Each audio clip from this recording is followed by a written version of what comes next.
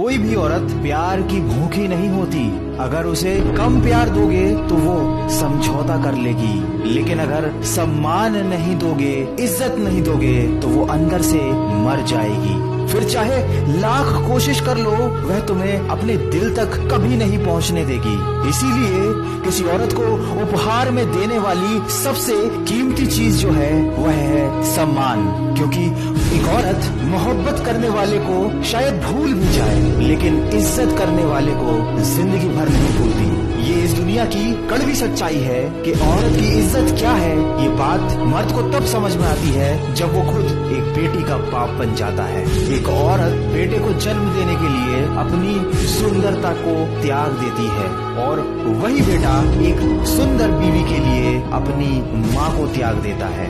इस दुनिया की अजीब रीत है, एक मर्द दुनिया में आता है औरत के जरिए। उसको पालती पोसती भी एक औरत है, उसको प्यार भी एक औरत से ही होता है, वह शादी भी एक औरत से करता है। और हैरानी की बात यह है कि फिर भी वो मर्द औरत की इज्जत नहीं करना जानता। सब कहते हैं कि औरत का अपना कोई घर नहीं होता, पर सच्चाई ये है कि औरत के बिना कोई घर नहीं होता।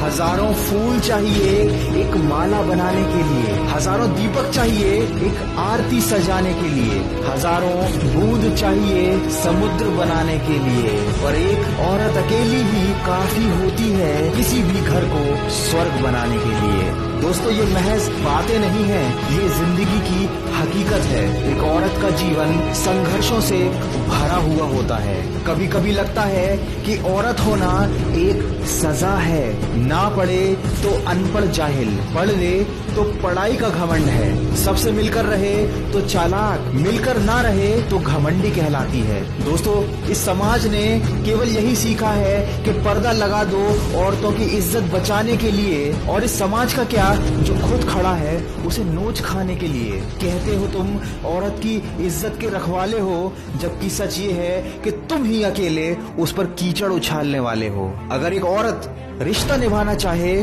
तो वो झोपड़ी में भी खुश रहती है, लेकिन रिश्ता ना निभाना चाहे तो महलों को भी ठुकरा देती है।